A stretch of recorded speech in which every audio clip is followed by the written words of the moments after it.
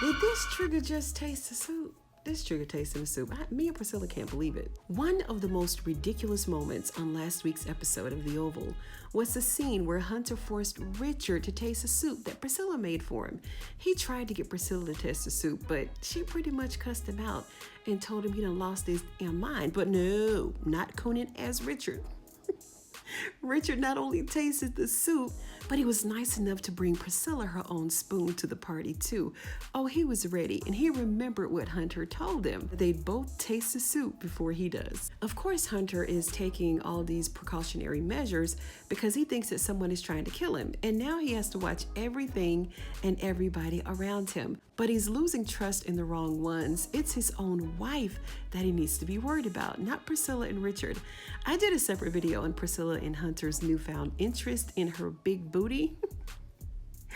Oh man, this can't get any more ridiculous.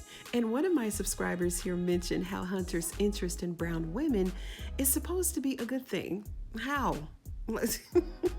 How is him looking at brown women as sex objects a good thing? And I get it, I do, but Hunter's life should have been saved by a black woman, a black doctor.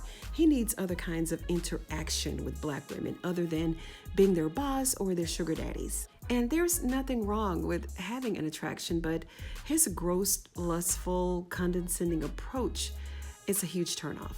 Now, these two continue their conversation in the kitchen, and Richard had to warn her not to be so aggressive with him because it's a turn on for him, right? So she can't be her regular, normal self. She's got to tuck it all in just so that she'll be safe around Hunter. And while they were in there, in walks Victoria, who's requesting a pot of tea for her and her guest, Second Lady Simone. And while we're here on the subject of being condescending, Simone came over to apologize to Victoria for whipping that ass.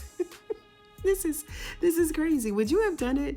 She's tossing pillows on the floor one by one as she's giving Victoria that stare down. And Victoria was eating this up inside. You know, I know she enjoyed every moment of making Simone feel uncomfortable. The entire scene was degrading and humiliating, just disrespectful to say the least.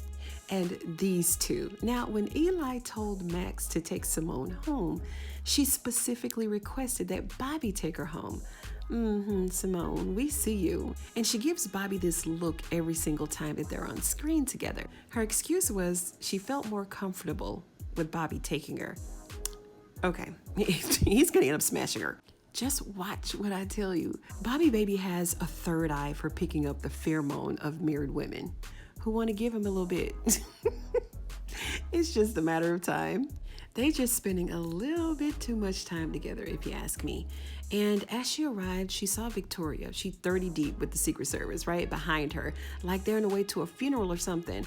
And I wonder why she didn't command for Sam to be there.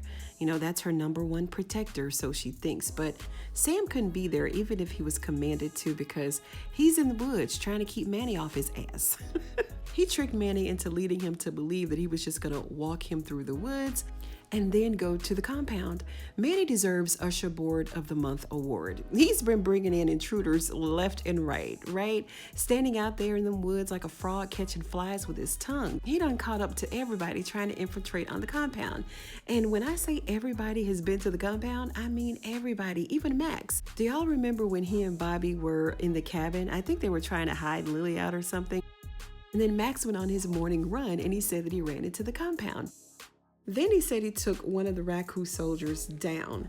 Do y'all remember? I did a video on it, and I think it was back in season, I don't know, 3 maybe? So they have to have the best agent training in the nation, because you ain't just taking down no Raku soldier. Not like that. But Sam had him down, and now he's got him held captive in that box truck, the infamous box truck. Now, he told Max to meet him, and I'm sure they're going to question him, until his face turns blue.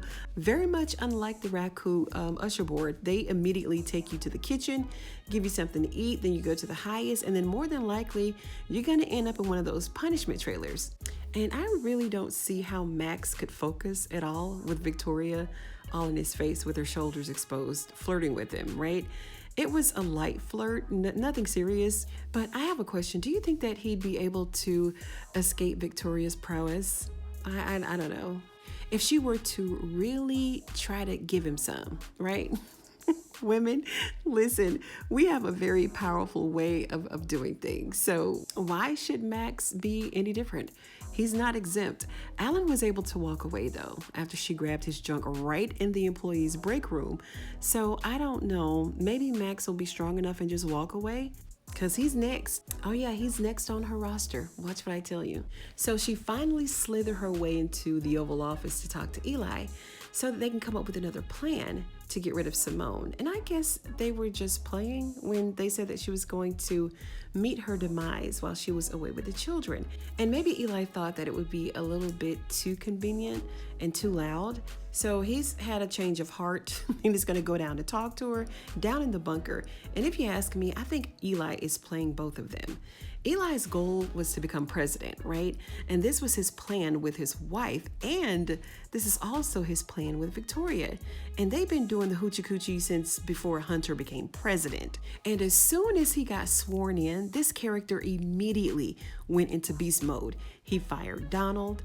He sat by and let his wife get put in a bunker without checking in on her, and he's taking part in all the secret rendezvous with Victoria, and he's trying to help her take her husband out. So I just think another plan is going to be going into motion before he leaves that presidential seat. But not if Alan and Max has anything to do with it.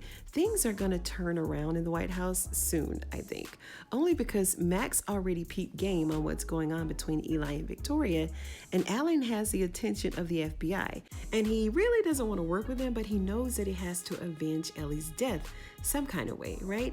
He just can't let them get away with all of this wickedness, and especially when it comes to Donald, back for trying to have him killed by Grip a couple of seasons ago. So he can certainly benefit from working with the federal agents from Ruthless. And speaking of Donald, Donald is a smooth cat, ain't he? Smooth cat. Y'all know I'm old school, but Donald is quite charming when he wants to be. He's gorgeous, powerful, and he knows how to tuck in all the shenanigans when he needs to. But on the flip side, we know that he can be a little bit crazy too. I don't know. He just sexy for some reason. Maybe it's that coy little laugh that he has ever so often. And yeah, I know he's not interested in women for real, but that doesn't mean that he's any less sexy, right? But Donald has gotten himself fired, so he's at the house calling plays from the sideline.